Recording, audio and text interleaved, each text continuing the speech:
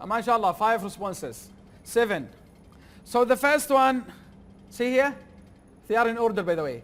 The first one is with the RG Omar IGU. Who's that? Okay, thank you much. Appreciate it. Huh? That's fine, that's fine, that's fine, that's fine.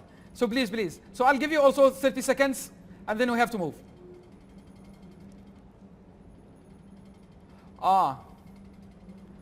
Okay. One of our respected faculty do not believe in the model itself.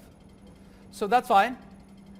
We have, see, once you receive any feedback from your students, you have to respect all of them. You have to respect all of them. So here,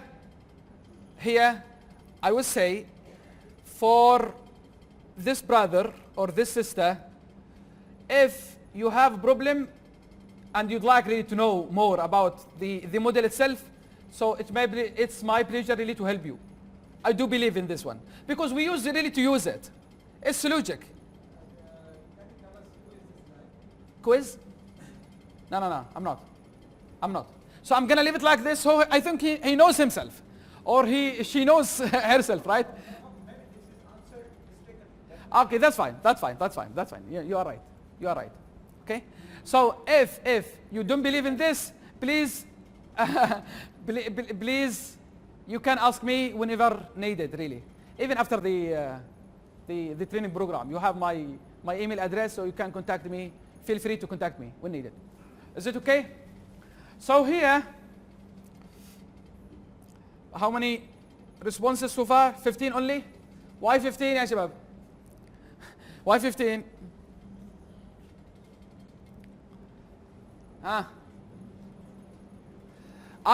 If you are facing any problem, let me know, please. Are you facing any problem? Is it okay? Clear? Okay. So this is the way that we really to use with our students. Just ask them, okay? So this is I'd like really to get your feedback on this one. Within a minute, you can collect all the responses, and that's it. And also, please, you have to have a positive reflection on their feedback. Because without such kind of reflection, our student will take it negatively. So what, يعني? So they are not going to respect our feedback, so I'm not going to be engaged anymore in the activities. And that's why when you ask your students, why didn't you participate in the course evaluation or something like that, they will say that we used really to do it years and years, but with no respect. Nobody's taking care of our feedback, right? So we should have such kind of feedback. So that's why I would say the Google Task Card can help you a lot with that one, at least to get something. Also, again, if the Blackboard can do it, I would advise you really to use Blackboard rather than this one because it's more professional. And also, by the way, there's no comparison between both of them, right? But that one is massive in there. Is it okay? So we have only 17. It's up to you. But also, this is also one of the challenges that you may face with your students. But also, if I'm going to deal with my students, so I'm going to ask them for names, if there is a need for that, if there is no responses, unless there is something wrong in there. If I'm going to lose something by asking them for names, so I have to take care of that one. Means we have to compromise, to evaluate whether there is a need really to add a name to make it compulsory, or there is no need for that, right? Right, next. Let us move.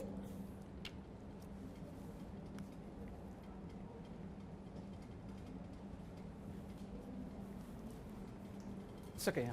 So in here, let me tell you about the passive. So what's the difference between passive lecturing and active lecturing? So I'd like really to hear from gentlemen about passive, and here I'd like really to hear about active. So what do you mean by active and passive lecturing? So any feedback from here? Feel free, please. Feel free to participate. Passive is lecturing without involvement of the students. Clear. I appreciate it. So you are mashallah. So passive It's just lecturing without the involvement of the students in the learning process. Appreciate it. Like delivering the just lecture without having the feedback of your students. Appreciate it, Doctor. Thank you much. Feedback later. Sorry? It's necessary to get the feedback at the same time with the lecture. Yes. You might get the feedback on the next lecture later on. Yeah, in the back, but also see, there is a problem with that. You know what? Because your students, they may get lost from minute number 1. If they get lost in the beginning, so they cannot continue with you till the end. You got my point? And there is no pointless really to leave. There is no reason really to leave that question till the end of the lecture itself. Just to keep him with you, right? Okay. What about active? Active with one word, huh? Sorry? Perfect. Which is the opposite of the passive. So means here we have type, which one is more beneficial for our students? Passive lecturing, or to have some kind of engagement? To have, let us say, noisy classroom. It's not going to be noisy, but also it could be, by the way. Noisy classroom. So what do you think? Which one, say here, please, which one can assure that your student will come to your class with a big smile? Which one? Active, for sure. You know that some of our students, believe me, some of our students might say, I attended that classes because of the attendance only. Yeah. No, it's okay. Okay. We'll see now how to transform from the passive to the active. For sure, we'll not have just discussions only. No, you will see it inshallah in the next slide, maybe after 2 slides. There should be some breaks. Mini lectures plus activity, then mini lecture plus activity, something like this. You got my point? Yeah, because we cannot, because knowledge, how can we convey the message? You got my point? Students, they cannot get it at home, everything in there. So passive, do you think that passive lecturing can deepen the learning of our students? So, Passive. lecturing, this is just like lecturing. Yeah. Only lecturing, there is no question answer session. Nothing. It's not possible. But there must be question answer session, even if it is passive learning. Yeah. Say once you have questions, so in this case it's not passive anymore. You got my point? But now how dynamic your classroom is, so it depends on how many activities that you do have in there, how many breaks that you do have in there. You got my point? No, it is. You will find it in some classes something like this.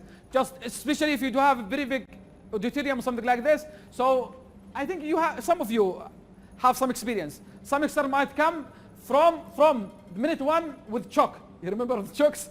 So start writing something like this, and then once the end, okay, is there any question by the end of the session? Do you think that there is a meaning of asking some questions? Yeah, there is, but it's not that helpful with our students, right? So here it will not promote the deep learning. It will not, because we are not going to identify the weaknesses and also the misunderstanding of our students while moving with the lecture in there. And also here one professor said the passive lecturing involves the transfer of the information from the note of the instructor to the note of the student without going through their minds. I know it's not that much, but it may reach this point, especially if they are going to talk about something which is not in their specialty. And also here, our students can lose their attention very easily if we do have passive. You know what we have in our classrooms if we do have passive, especially in big classrooms? Some of them might sleep. Some of them may sleep there. Some of them may be busy chatting with others or using their mobiles, watching some YouTubes, something like this. Yeah, they lose the interest. So, as we said, also we mentioned to the attention of our students in there. Also, if you use really to give your students the slides, this is an advantage. But also please take care of this advantage. If you are going to give your students these are the slides, and your assessment or your quizzes, your exams will be exactly from those ones, so in this case, your students, they are going to lose the interest. So means, okay, so what do I mean by this? What I mean in here, you can give them the slides, but the question should not be exactly just memorizing that one. The slides can give him headlines or some information, but also he should utilize that information to solve something in there. It's not just to memorize something, please. And also here, as reported, our students will lose their concentration immediately after 10 to 15 minutes. So keep this in mind while moving from traditional to the active lecturing. Okay? In active, you know, Plutarch said, the mind is not a vessel to be filled. It's not a vessel to be filled. However, it's what? It's wood to be ignited. Yeah. You want to make this also active or not? I need them to be active. Okay, can I ask a question? Yes. On the previous slide. Let's see. I don't know if Professor G is shown. It's blue color. I think I have the suggestion. I mean, you can also give your lecture a day or 2 days before to your students to email and let them, I mean, read and think and then come to the classes. This is, I mean, another way to make it. Perfect. So this is, see here, please. This is one of the features of active classroom, by the way. The pre-preparation. You know when such kind of opportunity will be there? You know when? When we are going to use the minute papers activity. So if our student knows that my instructor will ask me later on in the classroom to write something, so I'm going to prepare for that one. You got my point? So you are going to encourage your students really to do it indirectly. So if you reach that point, so in this case for sure you have active classroom. You got my point? Yeah, thank you. And also here, Einstein also said, education is not learning of facts. However, it's the training of the mind how to think. So this is very important. And also one of the professors said, the education cannot be attained unless the student engagement occur in there, or as he said in here.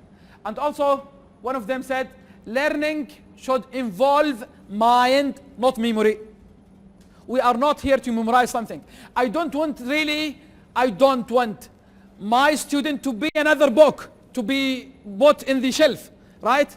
No, I'd like a dynamic, I'd like a mental model there that can be engaged in the lifelong learning then, right? So it's not just memorizing things like having another book, additional book in the, to be put in there. And also in Asia, also we do have one of the proverb, if I hear something, I'll forget it. If I see something, so I'll understand it, I remember it. But if I do something, I'll understand it, right? So yeah, this is based on the high or the level of the order of thinking that you do have in there. Discussions for sure. Now, okay, I'm gonna skip those ones. Don't you think now the discussion methods or the active learning has so many advantages over the passive or not? If not, please raise your hand. طيب, if yes, please raise your hand. شباب, you lose all. The question is, don't you believe that there is a countless advantage of active learning over the passive learning? Do you? Yeah, there are, صح? Okay, is there anyone against this one, this statement? So means, shall I assume that you do believe in active learning? Okay, great. So I'll see it in the survey then. Later on, inshallah. Okay, so if I'd like really to see or to compare between the active learning and passive learning, in passive learning, there is minimal interruption in there. However, in active, no. There is structure, planned interruption in there or pauses. You do have the intention really after 15 minutes, you are going to ask if there is no questions, so you have to ask. Or if you feel that there is the need really to add more clarification or ask for clarification or something like this, you are going to ask something. Means your classroom is dynamic. And also here, the student concentration, as I said, your students may lose their concentration after 10 to 15 minutes as reported in the literature. But if you have active classrooms, you are not going to allow such kind of behavior to happen. Why? Because once you feel that your students lose or decline their concentration, you are going to initiate one of the activities to make it more dynamic and then to attract their attention again and then start your lecture. And also here, the questions, usually in the passive, I'm going to initiate a question for the second subject to be lectured again. So I'm going to ask a question, okay, how can I compare between the passive and active? So we can compare between this and this by doing this and this and this. So the questions are not answered by the students. However, in the active learning, no. When you ask something, you are seeking for an answer from where? From your student in there. And also here, the student response. A student response in the passive by raised hand. However, in the active learning is through using response system, using clickers. By the way, there are some good universities, they are using now clickers to get the feedback from their students. But unfortunately here at KFU, we don't have clickers. So that's why I said, I do suggest to use the Google Task Cards instead. So you can collect all the feedbacks from all of them within a minute. So both systems can give you the same privilege, the same advantage, by the way. Okay? And also here, regarding the interaction between students is encouraged in the active learning. However, in the passive, you may say, no, I don't want really to hear anything in there. Please be quiet, something like this. And also here, regarding student role in the passive, they have just what? Yeah, they have to listen. But in the active, no. They have to interact and also they have to ask something. The comprehension, you are going to take care, for sure, you are taking care of the understanding of your students while having active learning. If you do have passive, you may not get the opportunity really to check their level of understanding, as well as also the misunderstanding. The attendance, for sure, attendance, believe me, if you are going to implement some activities, and I'm sure that you do have some good experience in there.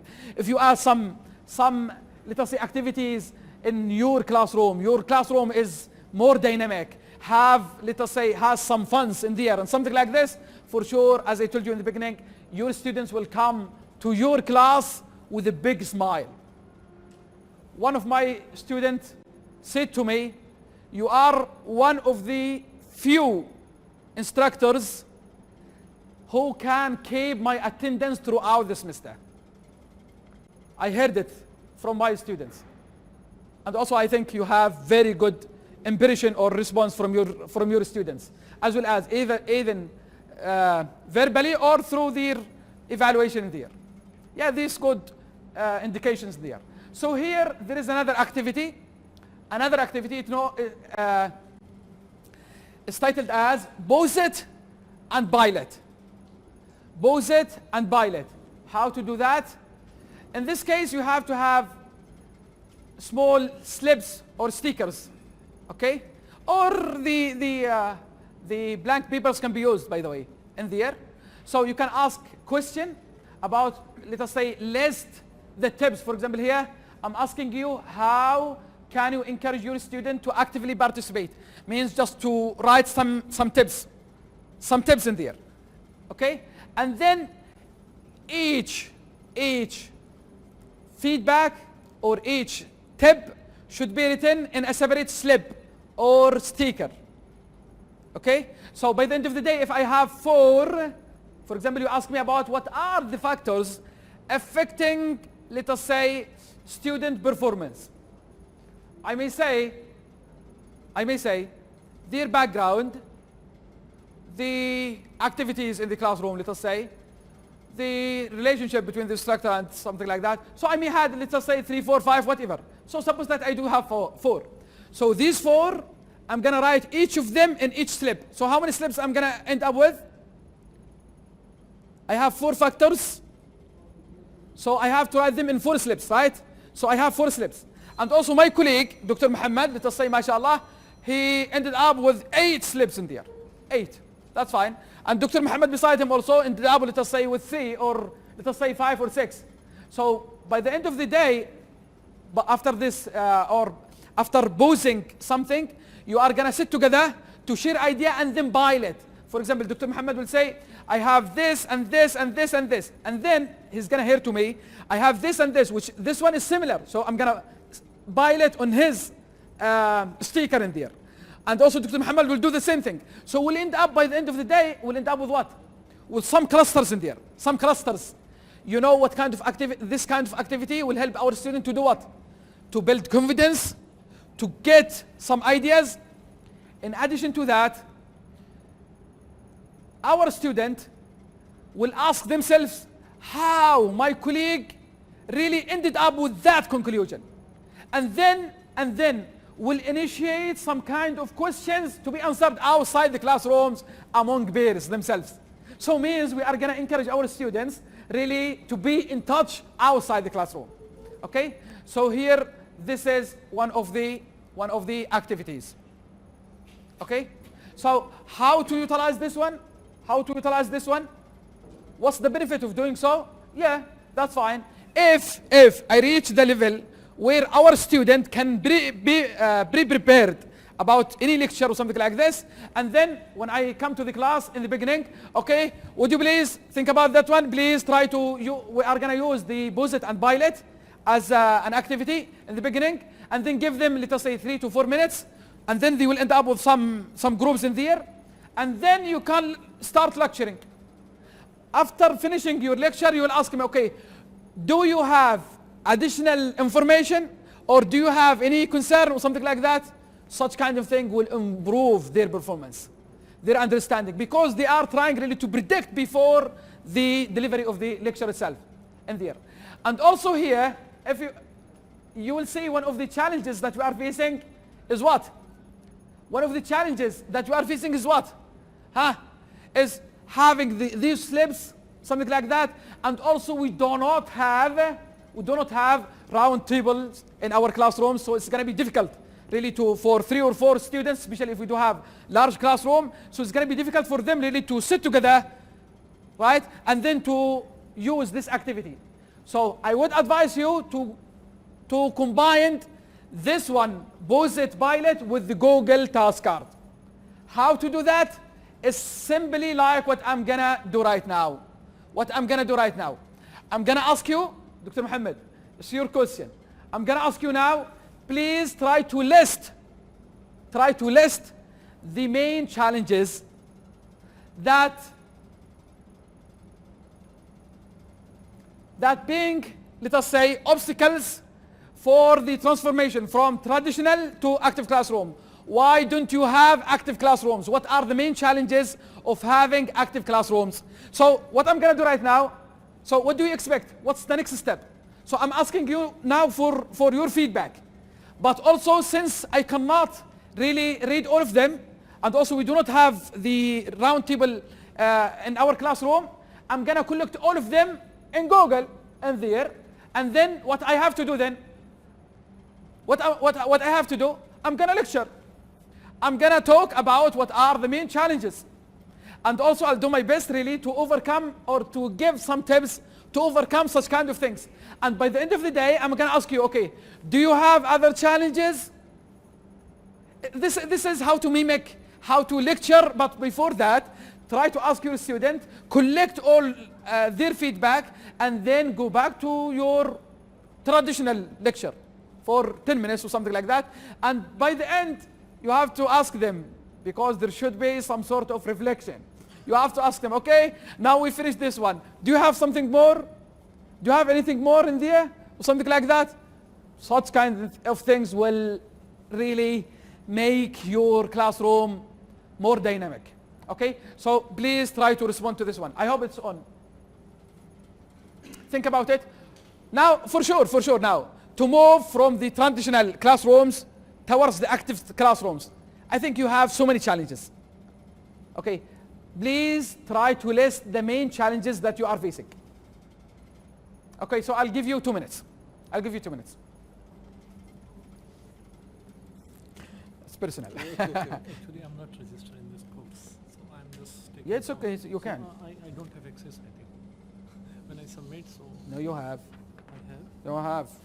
It's not limited to the registered only. Because last time when I submit, so it was not. It's not limited.